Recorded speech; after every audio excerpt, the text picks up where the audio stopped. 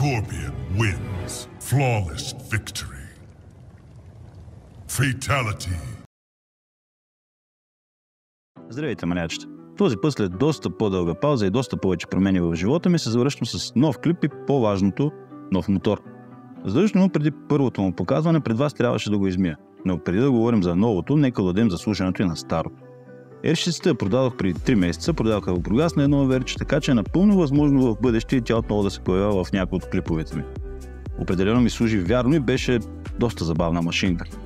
Създавахме си много спомени заедно, но беше време да се разделим. И сега нека преминем към по-важното. А именно новото. На екранчето си виждате новата ми играчка. Това е един от най-добре изглеждащите мотоциклети, произвеждани някога според мен. Yamaha R1 2008 година модел RN19, 177 кг, 180 гонски сили и честно да ви кажа, освен че е изключително красив, също така е доста буден и приятен за каране мотор, дори в заводско състояние. Притежавам го от 2 месеца и още подхождам с респект към него и не мога да му се отпусна напълно. Откакто е при мен има едно сменено масло и филтри, също така му взех и една супер корса за отпред, че старата гума определено си беше заказана. Като цяло за годините е в добро състояние, като му липсват една-две пластмаси, които трябва да търся от някъде втора употреба. Само място на този модел на Yamaha, както и на почти всички със скоростите, но за момента са добре, пък и ако се счупят, ще се ремонтират. Тук вече след като го измих и ви го показах, за мотора говоря, отивам до Приморско да си изчистя и смажа веригата и да покарам малко с едно приятелче, което се занимава с стънт глупости и има наистина много забавен мотор. То по-скоро до края на клипа той кара, аз го снимам, но определено още ми е филм да се отпусна с този мотоциклет и така да се опитам да изцедя малко повече от него. Друг проблем, с който се сблъсквам, искам да ви споделя и скоро трябва да реша, е, че е много тих. Ама наистина е много тих.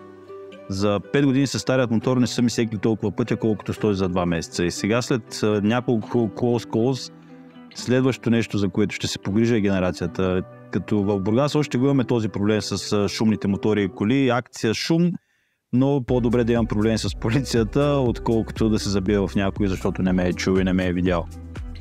Друго, което искам да ви споделя е, че разликата между 600 кубиков мотоциклет и 1000 кубиков такъв е наистина сериозна.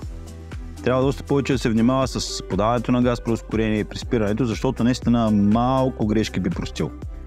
Трябва да се внимава доколкото можем, защото идеята е в края сезона да сме живи.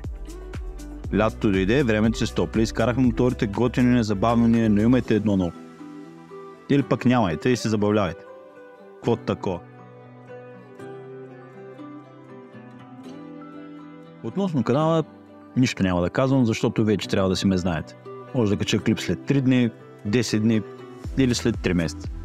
Като цяло сега имам доста повече свободно време, нова играчка и повече желания, така че ще се опитам да съм една идея по-редовен, да създавам някакво видеосъдържание с идеята, просто да ви забавлявам и в летните ви дни да има какво да гледате свързано с мотоциклети. Затова харесайте клипа, абонирайте се за канала и очаквайте следващо включване, когато ми дойде музата.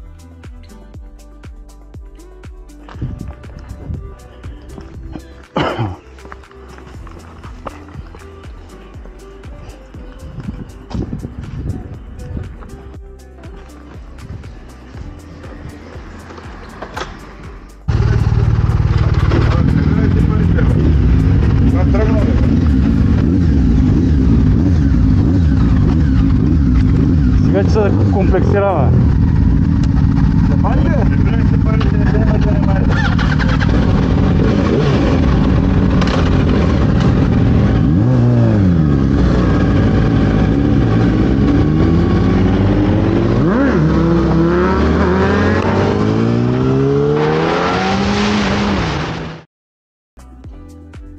Тук вече сме с изчистена верига, заредени мотори и се пускаме надолу към Синемората с идеята да покараме и там да хапнем. Получи се приятна разходка, като тук-що се сетих и за малко да забравя. Предполагам, забелязахте как започна клипа. Блъсна ме Гларус. Буквално Гларус си ме блъсна.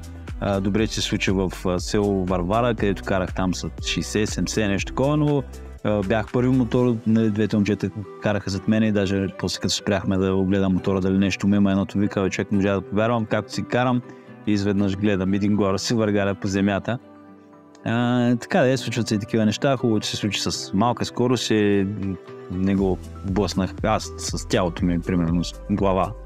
Ами мотора пое тази щета, но абсолютно нищо му няма на мотора, както и да е. Гларус също си излетя и той е жив и здрав. Всичко е с хепи енд от тази история.